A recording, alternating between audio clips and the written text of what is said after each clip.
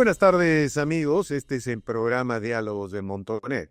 Bueno, ya se empiezan a conocer los efectos los primeros efectos de la impresionante operación militar de los Estados Unidos en que se neutralizó al ejército de las Fuerzas Armadas Bolivarianas de Venezuela y en la que se capturó para luego procesar a Nicolás Maduro. Se acaba de conocer que más de 800 presos políticos de la dictadura chavista han sido liberadas o han sido liberados. ¿Qué significa esto? En realidad significa que detrás de la captura de Maduro, evidentemente se produjo una fractura de la coalición dictatorial de Venezuela. Esa coalición que unía los intereses de Cuba, de la inteligencia cubana, intereses de China, de Rusia, de Irán. Todo eso que estaba anudado en el poder detrás de Nicolás Maduro se fractura. Y es incuestionable que un sector, ¿no?, delató, colaboró con la operación militar de los Estados Unidos. Y en un primer momento fue extremadamente chocante que el gobierno, la administración de Trump, el equipo de los Estados Unidos anunciara que Delcy Rodríguez asumía interinamente la conducción de Venezuela. Poco a poco hemos ido comprendiendo, entendiendo la magnitud de esta decisión. Estados Unidos a toda costa ha apostado para evitar la anarquía, la guerra civil en Venezuela, algo que hubiera favorecido a los intereses y la estrategia de la inteligencia cubana.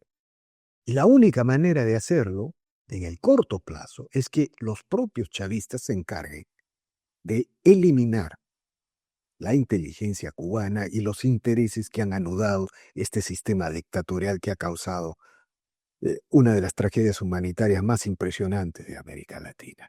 Bueno, los presos políticos las salen en Venezuela, las cárceles se abren y la reconstrucción y la transición, esa es la palabra, y la transición política hacia la democracia se inicia. Para conversar de estos temas, el día de hoy hemos convocado al señor Ciro Piñera Pérez. Él es un abogado venezolano radicado en el Perú. Es un demócrata de larga trayectoria, quien conoce muy de cerca, ha sufrido muy de cerca todos los embates de esta atroz dictadura y está muy vinculado a la resistencia y a la movilización democrática de los venezolanos en Perú y en Hispanoamérica. Buenas tardes, señor Ciro, gracias por la conversación. Muchas gracias a usted, don Víctor. Pues nada, esta oportunidad para mí es de oro porque que conozcan de primera mano en Perú lo que ha pasado en Venezuela es muy importante para nosotros porque aunque la solidaridad del peruano en líneas generales ha sido siempre desde el primer momento y eso lo agradecemos mucho.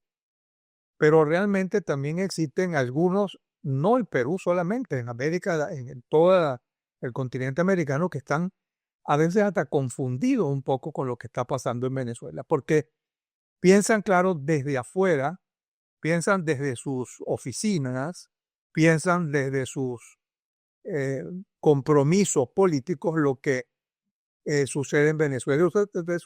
Resulta ser que no han interpretado a Venezuela tal cual Venezuela se siente. Venezuela, por ejemplo, han acusado de ilegítima la intervención del señor el Trump de Estados Unidos en Venezuela, pero nosotros creemos que ha sido en favor del derecho, ¿no? Como bien decíamos hace algunas semanas en el mismo Montonero, nosotros creemos que el derecho está por encima de pues de la violencia. Para eso el derecho se construye en función para organizar la convivencia, pero el derecho no puede estar, no puede proteger ni estar hecho para proteger criminales y para proteger a dictadores, como ha sido el caso venezolano. Ahora, en un primer momento fue muy chocante para la diáspora venezolana, para la resistencia democrática venezolana en diversos países, el anuncio de la administración Trump de que Delcy Rodríguez, esta supuesta vicepresidenta nombrada por Maduro, asumía interinamente la jefatura de Estado. Pero luego de conocerse horas después que las cárceles se abren, ya no hay cárceles.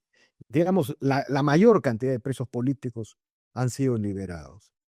¿Cómo interpretan? ¿Empieza a ser un asunto claro para usted la estrategia? No, todavía, bueno, ciertamente comenzó el proceso de liberación de presos políticos, de secuestrados políticos, pero no es verdad que todavía están en la calle todos, ¿no?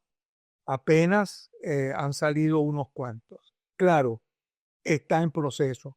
Naturalmente, nosotros quisiéramos que eso se hiciera rápido, que no tuviésemos que esperar tanto, pero realmente la realidad nos obliga a tener cuidado, porque la estructura chavista no debe, y madurista, no debe entenderse como un partido político o como una situación de acuerdo de algunos países en atención a los intereses económicos. No, ese es un cartel.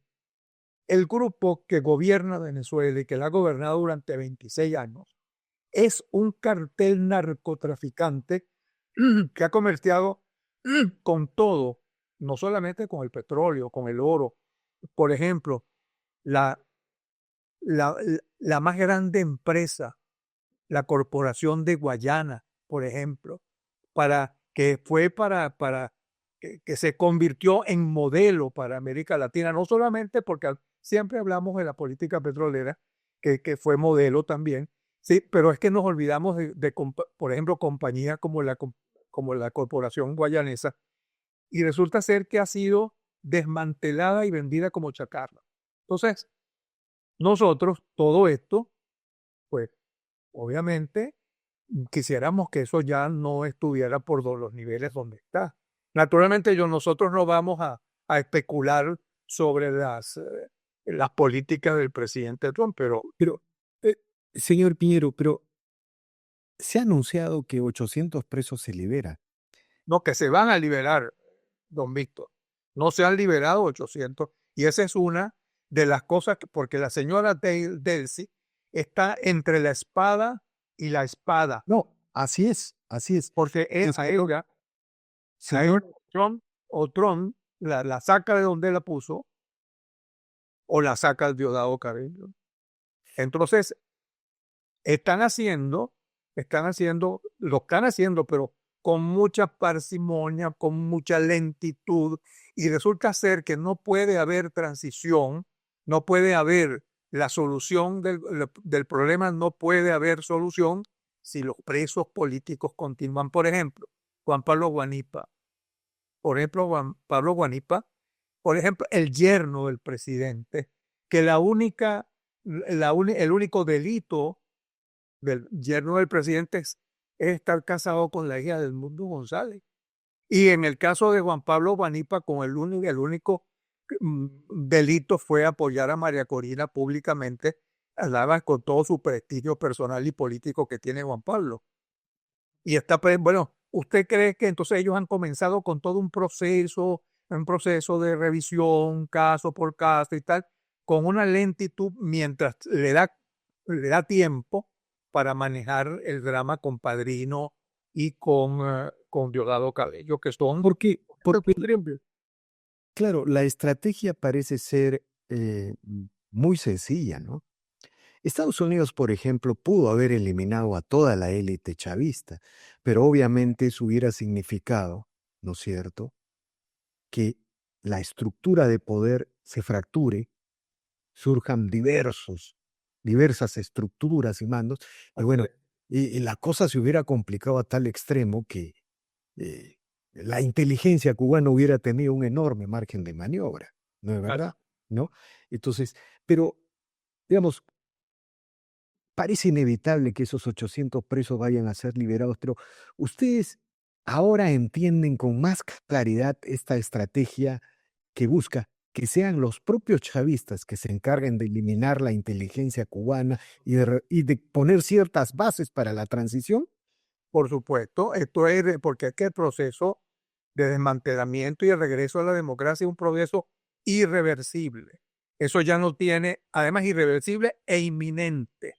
O sea, ¿y por qué se va a reunir en estos días María Corina con el presidente Trump en la Casa Blanca? Bueno, para tratar del asunto, porque no son acuérdense que el chavismo ha estado 26 años en diálogo, conversaciones, como no, si lo vamos a hacer, firman pactos y nunca cumple.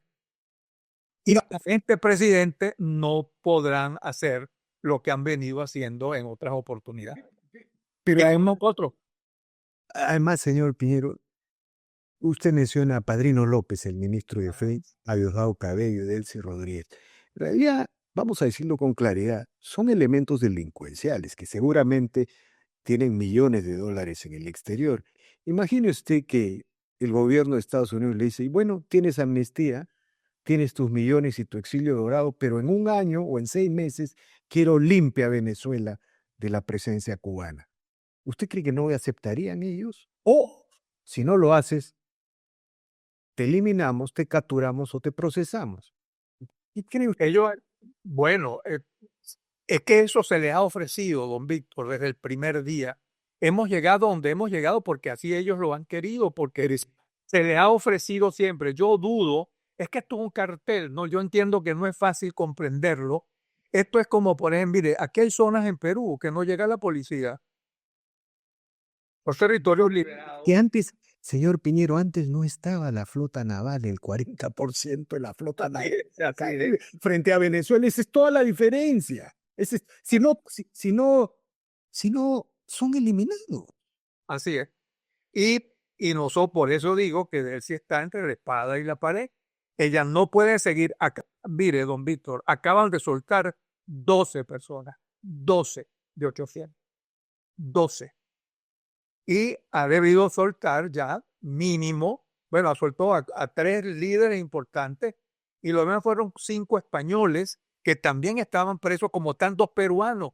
Usted no sabía que hay 2 peruanos presos en las cárceles de Venezuela por el gobierno chavista. Se llaman Marcos Madrid y Ricardo Meléndez, 2 peruanos.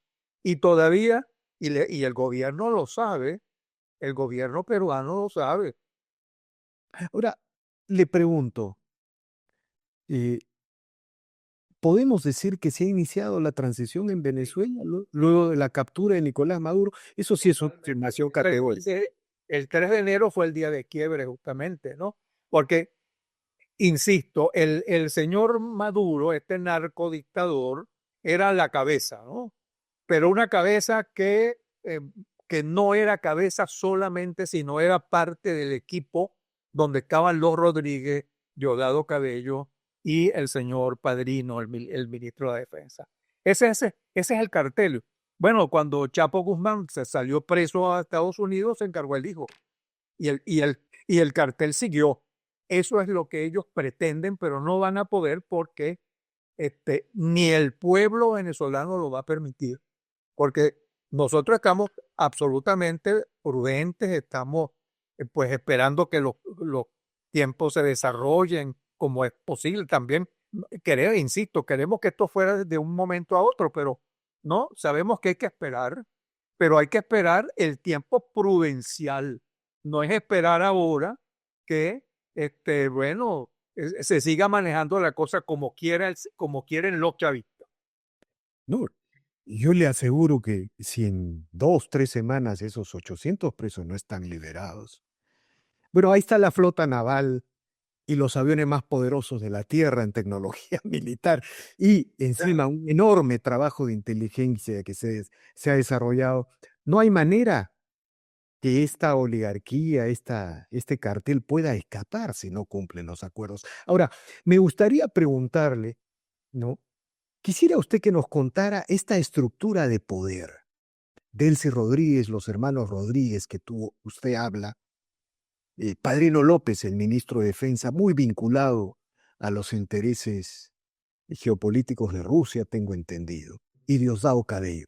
Explíquenos cómo funciona esta estructura, que es muy importante y debajo de ellos están los comités, está la Fuerza Armada, controlada todavía seguramente por la oficialidad de la inteligencia Tremendamente. peruana, y las milicias revolucionarias, armadas como si fueran verdaderos ejércitos, con señores locales, con señores barriales. Explíquenos, por favor. Bueno, fíjese, claro, es una estructura que no es mayoritaria, es minoritaria totalmente, pero armada, porque debo decirle algo, el 28 de julio del 2024, en las propias centros electorales donde votaron los militares, fue donde mayor voto sacó el Mundo González Urrutia.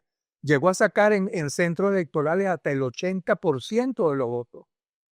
En los propios, pero claro, estamos hablando de soldados, rasos, sargentos, capitanes y tal. No estamos hablando de la alta jerarquía, que es la que tiene el control. Y no se olvide que los vigilantes del narcotráfico para que funcione están en el ejército venezolano, están en las Fuerzas Armadas.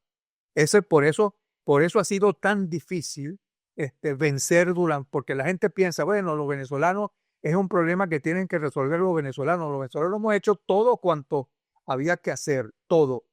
Lo único es que nos faltaban las armas, que no, porque nosotros somos gente de paz, ¿no? Y un pueblo desarmado ha sido víctima permanente. Por eso, cuando yo veo, perdónenme que digregue un poquito, que gente de la izquierda entiendan que ahora apelan a la legalidad y apelan al derecho de la soberanía de los pueblos, como en el caso de la presidenta mexicana, por ejemplo, un ejemplo, y lo digo a título personal, cómo se le ocurre a estas alturas, ahora están preocupados por la soberanía y por el pueblo venezolano.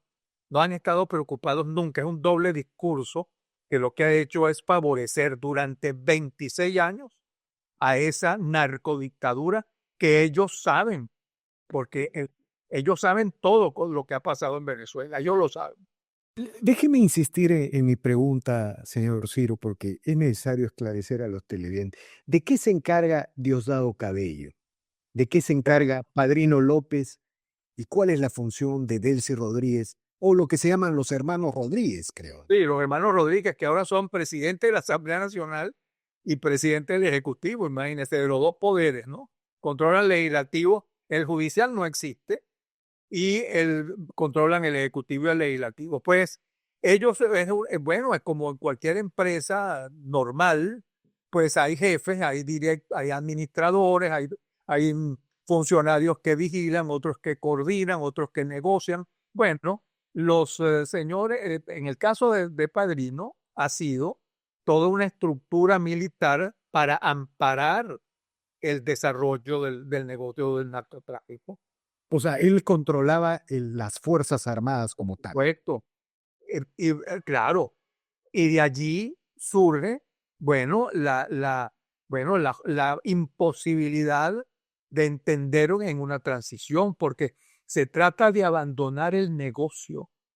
Y eso, el negocio, el inmenso, usted no tiene ni idea de la cantidad de información que tenemos nosotros, de la cantidad de dinero. Bueno, le acaban al señor Maduro, le acaban de confiscar unas cuentas en Suiza y una son 10.000 millones de dólares. Estamos hablando de cantidades. Han comprado al mundo entero, compraron la Corte Suprema de Justicia, compraron a todos. Y eso lo digo yo a título personal, sí, por supuesto. Pero tenemos la absoluta seguridad que en el caso de la oposición venezolana, por ejemplo, en el caso de la oposición venezolana, nos quedamos con quien teníamos que quedarnos, ¿no? Con la auténtica luchadora y la legítima. Por eso ganó con el 93% en las primarias.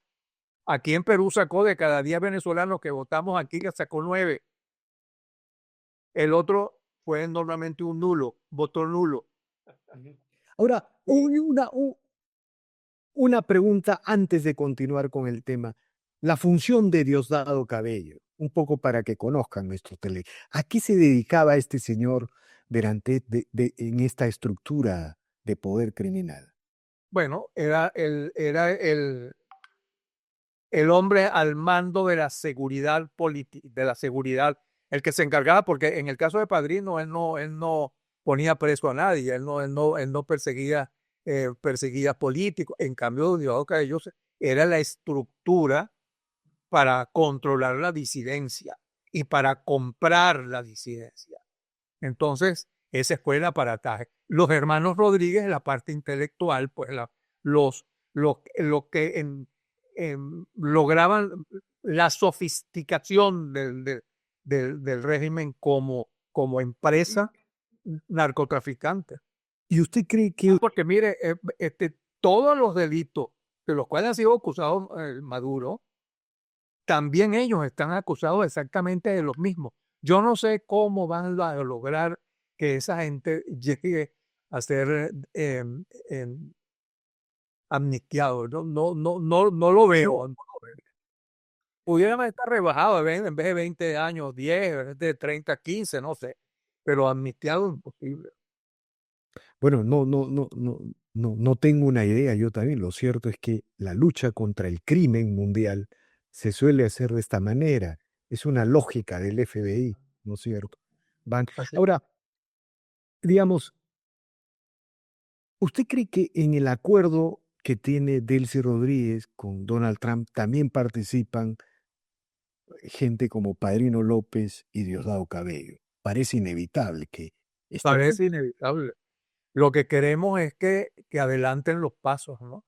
Y me imagino que a eso, pues habrá que conversarlo, porque no es posible que se demore tanto, ¿no? Porque mire, se trata de vidas humanas. En Venezuela se sigue comiendo de la basura, no ancianos enfermos. Bueno, en Venezuela la educación es 2 días a la semana. No hay sistema sanitario que enfrente a un pueblo con todas las enfermedades habidas y por haber. No hay, o sea, esto ya es un problema humano, es un problema que ya esto también además es un problema entre el bien y el mal. Esto ya no se trata, don Víctor, de izquierda y derecha. Aquí no se trata de si eres liberal o no, si eres, no, se trata ya, además de sentido común y de estar entre el mal y el bien. Entonces, la decisión frente al problema de la gente, que es lo que nosotros estamos intentando que la gente entienda, que la legitimidad de la invasión, que dice que no fue ninguna invasión, porque fueron puntualmente, y a quien pasaron a mejor vida fue a la gente que fueran los anillos de seguridad, ¿no? O sea, ellos o capturaban a Maduro o no lo capturaban, era un problema de sí o sí. Entonces, y allí pasó lo que debía pasar, cosa que nosotros en líneas generales no es que estemos de acuerdo con la violencia, pero quiero preguntarle qué otra forma teníamos en Venezuela para salir de esto. Y eso hay que decirlo con absoluta claridad.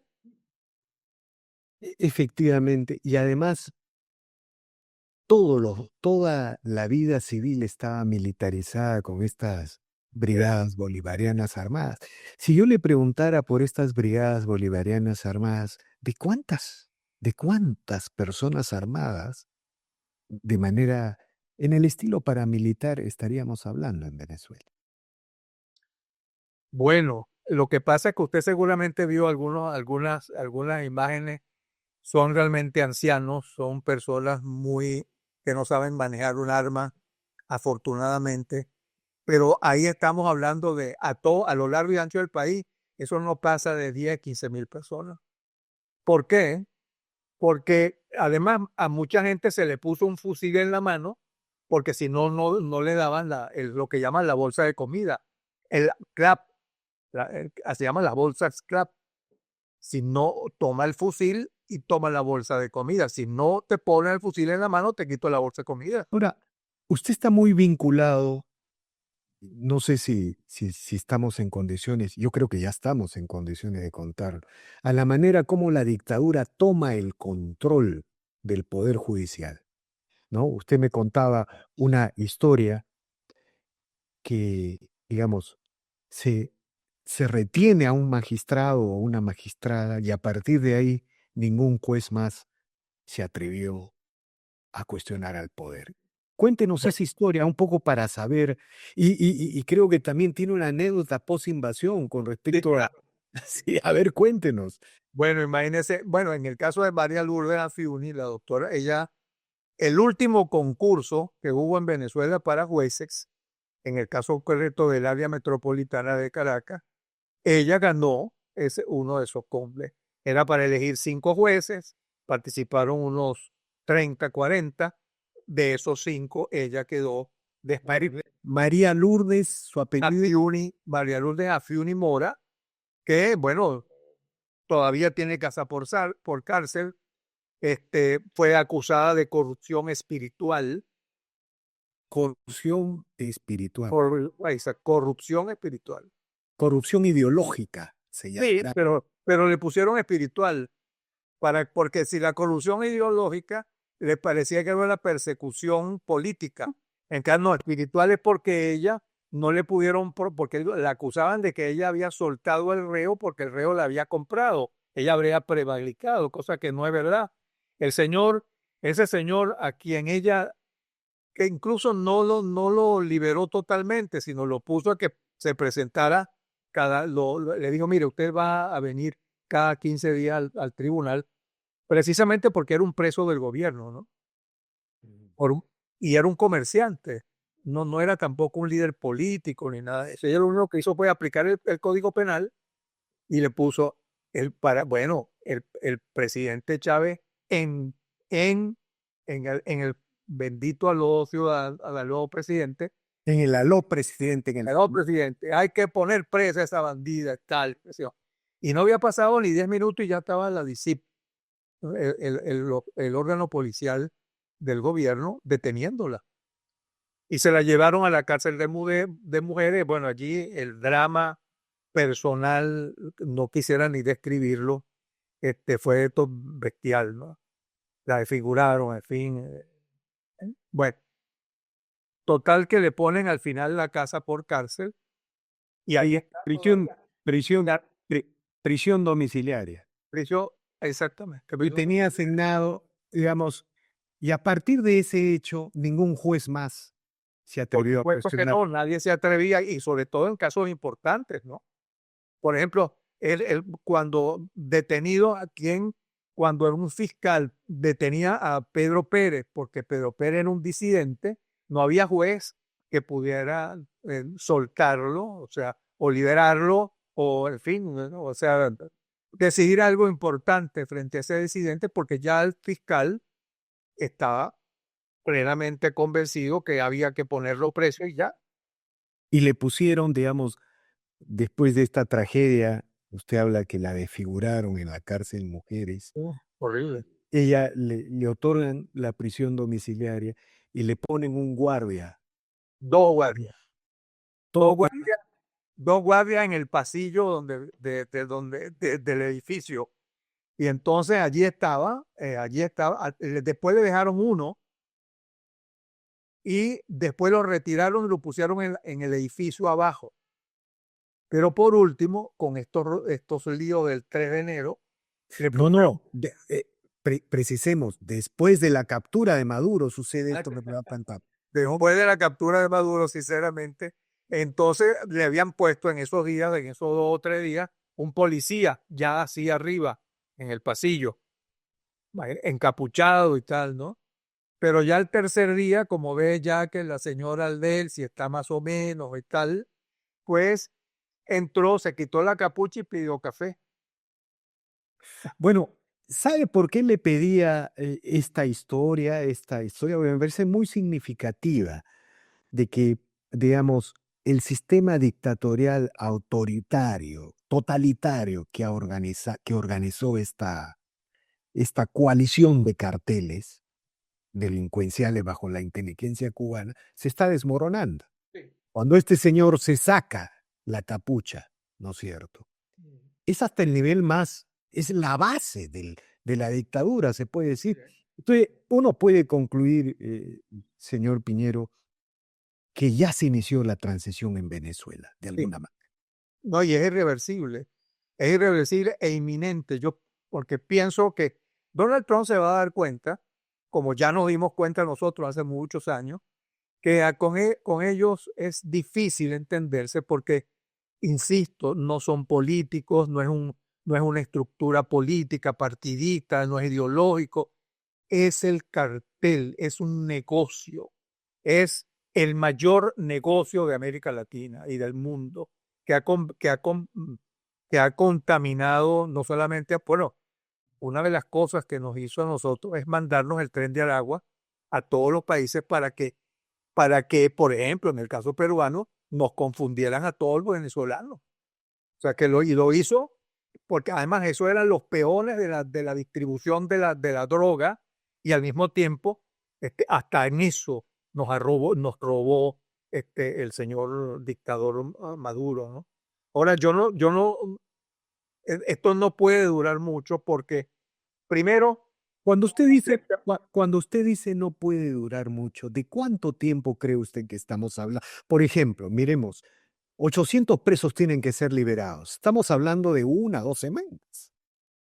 deberíamos estar hablando de 1 o 2 semanas, porque además el proceso, esos son casos que no tienen mayor discusión. El solo hecho de estar detenidos allí es simplemente por disidentes, no cometieron ningún delito. Y ellos entonces están empeñados en revisar los casos para ver por qué estaba preso por qué estaba preso el otro, y eso no lo vamos a permitir. Eso no lo vamos a permitir. Porque en Juan Pablo Guanipa, por decir siempre uno, porque hay muchos, no cometió ningún delito. No, y si digamos, acá hay dos tipos, lo que puede surgir entonces en la transición de Venezuela es que hayan dos tipos de presiones. Por un lado, la flota naval de Estados Unidos en el Caribe, y por otro lado, el despertar de la oposición, que ya es consciente que la estructura delincuencial ha sido quebrada de gravedad y muerte, ¿no es cierto? Y eso se siente abajo de una manera, pero es que si en este momento se consulta a la gente, de cada 10, 9 personas están totalmente de acuerdo con que la cosa se aligere, ¿no? Y que la cosa termine de cuajar en función de la libertad del país. Es que no hay vuelta de hoja aquí. Ni Trump lo va a permitir, porque no está jugando, y nosotros tampoco. De acuerdo. Nosotros tampoco. Clarísimo. Le agradezco infinitamente, señor Ciro Piñero. Ok. Realmente yo me imagino la felicidad que usted debe sentir. Y, claro, uno mira a Venezuela como un fenómeno político, la caída de una dictadura, pero detrás de Venezuela está una tragedia humanitaria sin nombres, ¿no? Padres que se han separado de sus hijos, hijos que no ven a sus padres, hermanos que se han separado, viejos y enfermos que se han quedado, como si casi parecido a Corea del Sur con Corea del Norte. Una tragedia. Entonces, felicidades, Gracias. felicidades. A la orden suya. Muchísimas gracias por esta oportunidad. No sabe lo importante que es para mí esta conversadita con usted, como decimos los venezolanos, porque eso nos permite de la manera más llana del mundo llegarle a la gente y que nuestra lucha no ha sido en vano. Estamos contentos porque hemos llegado a donde teníamos que llegar al inicio, porque claro, reconstruir a Venezuela va a ser muy difícil, muy duro, pero estamos dispuestos a que eso se haga y lo vamos a hacer. Venezolanos, pues, mucha voluntad. Gracias, don Víctor. De acuerdo, señor Piñero, y seguiremos conversando más adelante sobre cosas interesantes. Le agradezco mucho. Bien, amigos, esta ha sido una nueva edición de Diálogos del Montonero. No se olvide de suscribirse al canal, deje su comentario, así este proyecto sigue avanzando. Gracias.